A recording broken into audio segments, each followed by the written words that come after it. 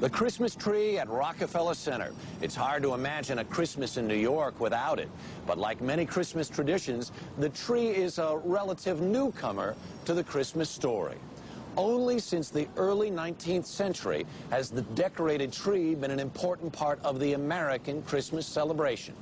Hello, I'm Harry Smith. Welcome to the History Channel. Christmas trees, candy canes, even Santa Claus seem like they've been around forever. But many of these Christmas traditions are surprisingly recent. Join us as we look back at how a holiday that started in pagan Rome became the centerpiece of the Christian year, and why this season is known as much for shopping as the birth of the Christ child.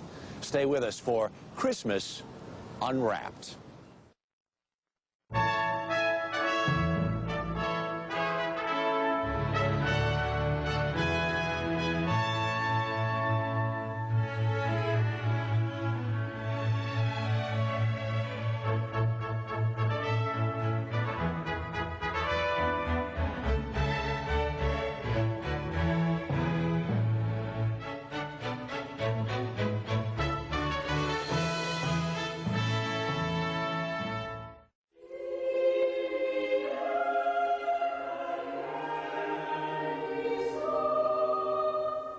It is a story everyone knows. After a rude refusal by a local innkeeper, Mary and Joseph bedded down in a barn in Bethlehem. The next day, Mary gave birth to a son, the Son of God. Those are the biblical origins of Christmas. But centuries before Jesus walked the earth, early Europeans were celebrating light and birth in the darkest days of winter. In the Norse country, this winter celebration was known as Yule. Around December 21st, the winter solstice, fathers and sons would drag home the biggest log they could find and set it on fire. The Yule log warmed, but it also looked ahead. Each spark was said to represent a pig or calf to be born in the spring. Also dragged inside were evergreens, the one plant that could make it through a Norse winter. Evergreens proved that life persisted in this dark time. There's a natural attraction to that which lives through the winter when one is struggling to survive through the winter. The evergreen is that part of nature that seems impervious to the coming of winter and the diminishing of the sun. And so it's an absolutely natural symbol, one which I think we react to almost without thinking about. For as long as the Yule log burned, about 12 days, feasting and revelry reigned supreme. In fact, this was one of the few times that meat was abundant, since cattle had just been slaughtered for the long winter. There is a necessity to kill most of the cattle, because you can't keep them alive over the winter when there's nothing to feed them on. You keep a few alive for breeding. But there is an opportunity for a great blowout, for a great feast. Time to party. The party raged inside in defiance of winter's deadly howl.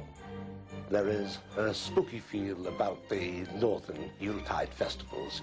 You may be all right there in the hall with the blazing fires, but outside there are demons, there are spirits.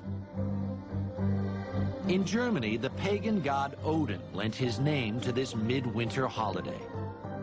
Early Germans were terrified of Odin, whose nocturnal flights decided who would prosper or perish in the coming year. Later, we'd see another Christmas sky rider, Santa Claus.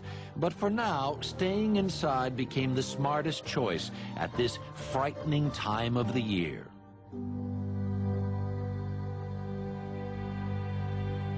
1,000 miles away in Rome, winter was less harrowing, but the December festivals were just as elaborate. 1 week before the winter solstice, Romans began celebrating Saturnalia, a month-long orgy of food and drink. Named for the god Saturn, which meant plenty, Rome's established order was turned on its head during this wild, delirious time. The Saturnalia celebrations were certainly times of revelry, of turning the social order upside down, of having the master pretend to be the slave and the slave pretend to be the master, sort of a time out of time in which one could celebrate a kind of disorder in the universe. One of the holiday's important feasts was Juvenalia, which celebrated the children of Rome. Although these early festivals are not necessarily about children particularly, though they are about fertility, children did have their particular place. The indulgence of children, of course, is very much a part of our modern Christmas, but it did have its place even in these ribald, drunken festivals that the Romans had. Among the upper classes in Rome, solstice celebrations were significantly more sober. Many influential Romans worshipped Mithra, the god of the unconquerable sun. To this small but powerful sect, the birthday of Mithra was the holiest day of the year. December 25th was the winter solstice in that part of the world, and it was also understood to be the birthday of the sun god, Mithra. And Mithra was said to be born from a rock. Shepherds came to worship him as he was an infant god born out in that pastoral place in the fields. And many of those stories, of course, have come into Christian tradition. While Romans were worshiping the sun god, a new religion was taking hold throughout the empire. At first, Christians didn't celebrate the birth of Christ. His resurrection was the essential fact of the new religion. By the 4th century, however, the question of the holy birth became impossible to ignore. For Christians, the fact of his birth was settled, but the date remained a mystery.